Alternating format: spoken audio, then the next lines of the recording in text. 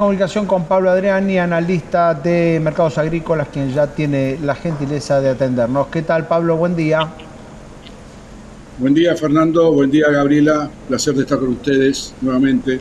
Bueno, ¿qué hay que esperar para este 2025 con un gobierno que pone mucho el acento en la productividad para todos los sectores económicos, pero que al mismo tiempo, en el caso particular del campo, les deja el impuesto tal vez el que más ataca esa productividad y que los hace competir de una manera desigual contra cualquier otro productor de granos de cualquier lugar del mundo? Sin lugar a dudas que dentro de lo que es las retenciones a los productos agrícolas, la soja es la más perjudicada, porque tiene una mochila del 33% que se lleva el Estado. Esos son 130 a 140 dólares por tonelada menos que recibe el productor argentino, comparado con un productor brasilero, un productor paraguayo, un productor uruguayo. Pero más allá de las comparaciones, yo quiero destacar que con el actual nivel de retenciones, con la baja de precios que hubo en el último año, la soja en Chicago bajó 130 dólares. Acá en Argentina, por suerte, no acompañó toda la baja, pero bajó. Bajó porque la soja nueva vale 270 dólares contra 350, 370 que valía un año atrás. Con ese combo de baja del mercado local, internacional y retenciones, el 80% de los productores pierden plata. Este tema para mí es gravísimo. ¿Por qué? Porque los tiempos políticos y económicos del gobierno no coinciden con los tiempos biológicos de los productores.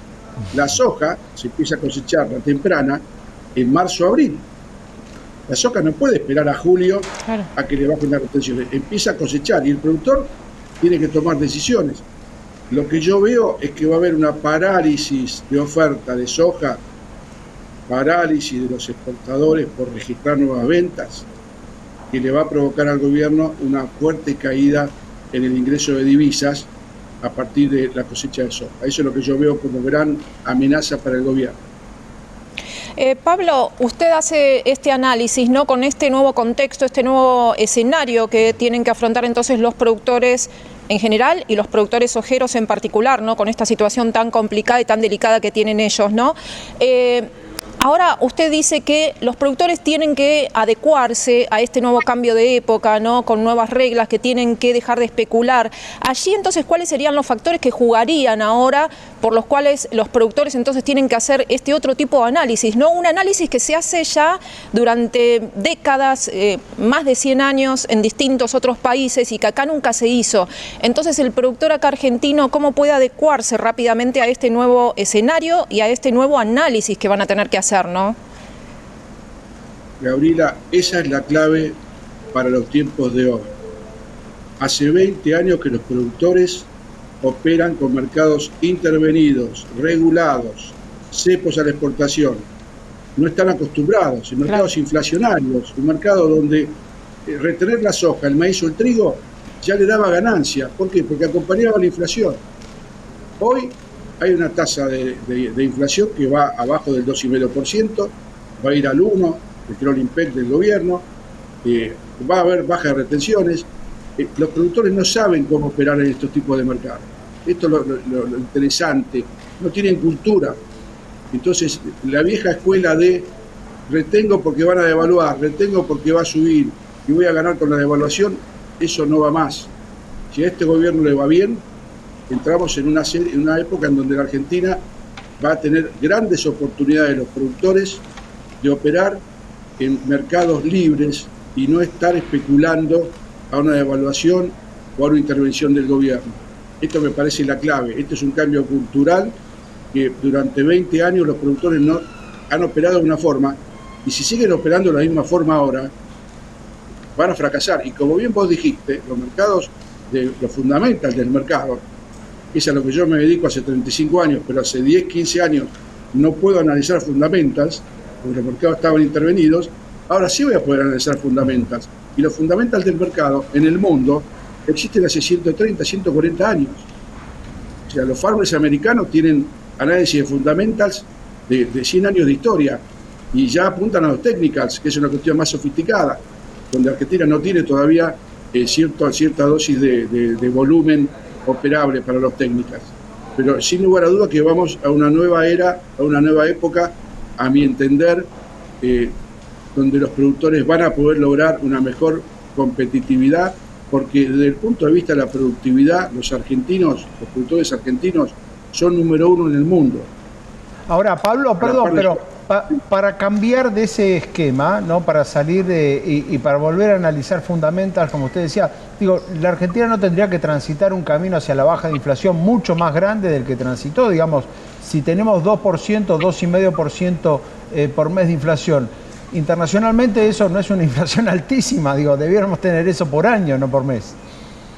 Es un buen punto, Fernando, es un buen punto, y vamos a tasas de inflación del 25%, como aspira el gobierno en el 2025, o menos. Ese es un buen punto. Va a quedar un resabio de ese impacto de estas variables en el mercado, pero no van a ser los fundamentals. O sea, eso es cierto, lo que vos decís. Tal vez en un escenario idílico tengamos un 2026 con una tasa de inflación del 7-8% anual, y bueno, pero ya el productor va a tener un año de ejercicio, este 2025, para vender cuando el precio le es conveniente, no especular a no vender. Acá hay que ser muy pragmático. Una vez tuve una reunión con un productor americano en California que producía heno de alfalfa, tambo, cultivos intensivos, tenía algo de horticultura, y le digo, ¿a usted qué le gusta hacer en el campo? Dólares, me dijo el productor. Dólares. No hay que ser tan materialista, pero esa es la mentalidad que uno tiene que no tener que tener vergüenza. El productor, ¿qué tiene que hacer? Tiene que ganar plata. ¿Por qué? Porque con eso invierte. Moviliza tractores, mercado interno, fletes, consumos, pueblos del interior. El productor no se lleva la plata afuera, la invierte toda adentro. Entonces, yo creo que es un motor para la economía del interior muy importante.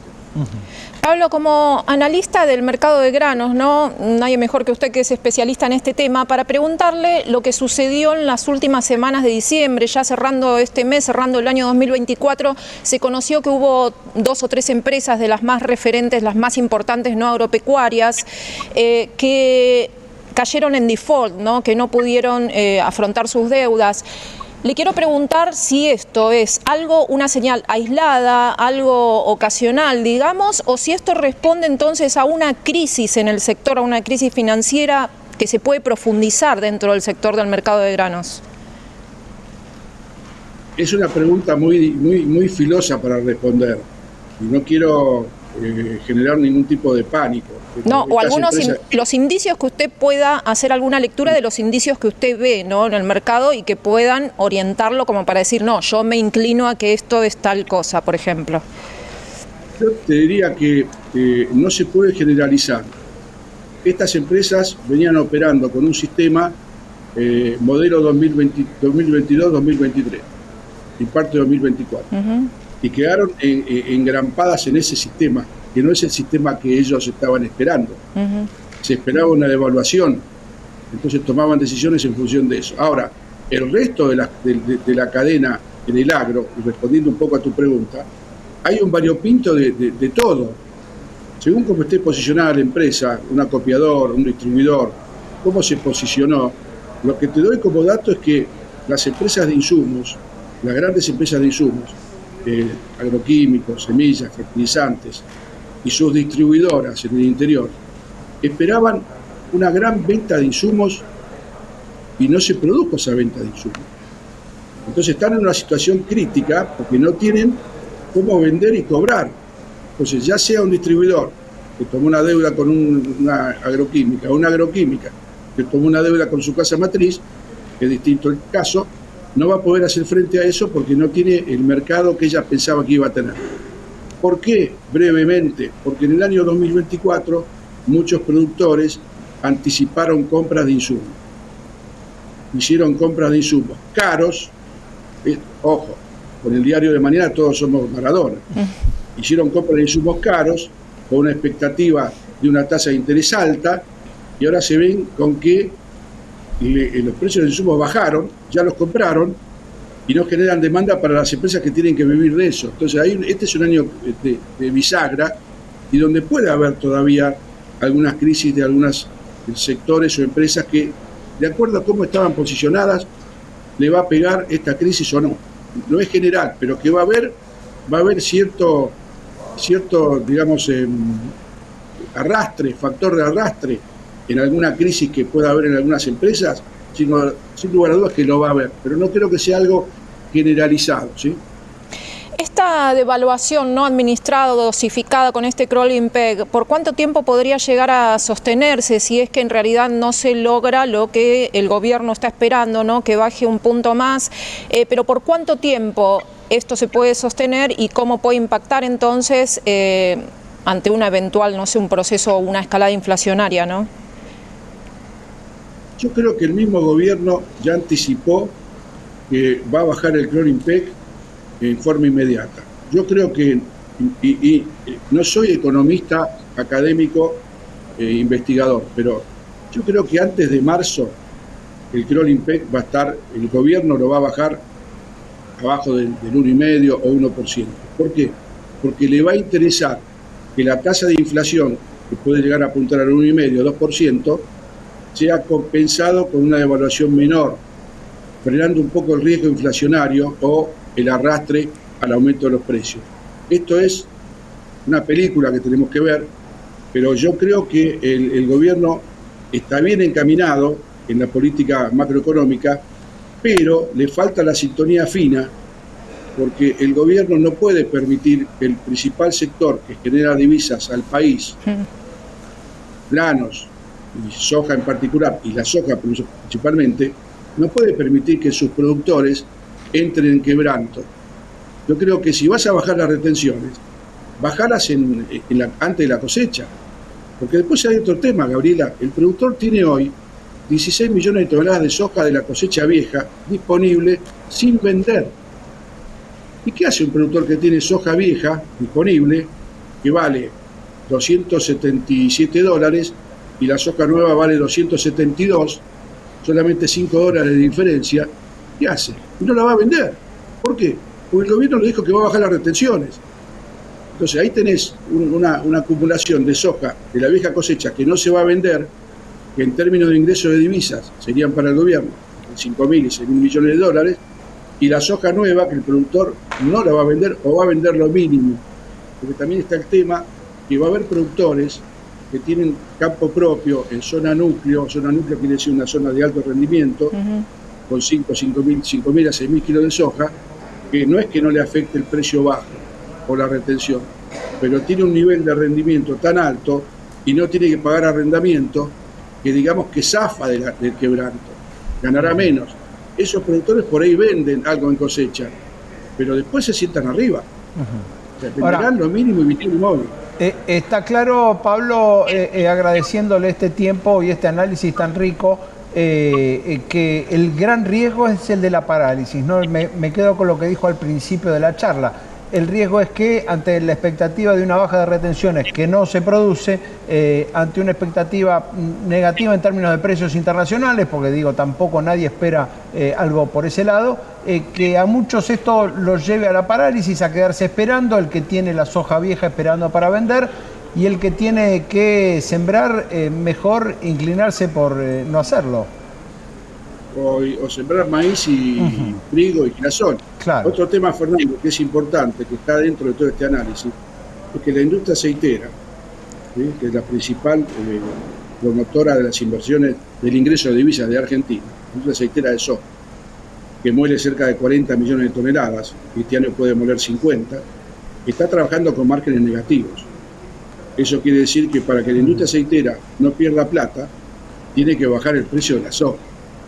Ese es el otro fantasma que hay. Y cerrando un poquito el comentario, en las últimas 2 o 3 semanas, Chicago revirtió, el mercado de Chicago, la soja revirtió una de las bajas más pronunciadas de los últimos años. Chicago llegó al mínimo del contrato el 10-12 de diciembre. Con la sequía de Sudamérica y de Argentina en diciembre, Chicago recuperó $13-14. El viernes pasado Chicago subió $10 la soja y subió $60 el aceite de soja, Claro. por una cuestión interna. Entonces, ahí tenés otro factor que puede compensar, llamémosle, que si no llueve en Sudamérica y no llueve en Argentina en 15 o 20 días, Chicago puede subir y los productores podrán perder algún nivel de producción por la sequía, pero podrán ganar por un aumento de los precios internacionales. Van a ganar mucho más por precio, claro. Exacto. Está muy claro. Pablo, le agradecemos muchísimo este contacto.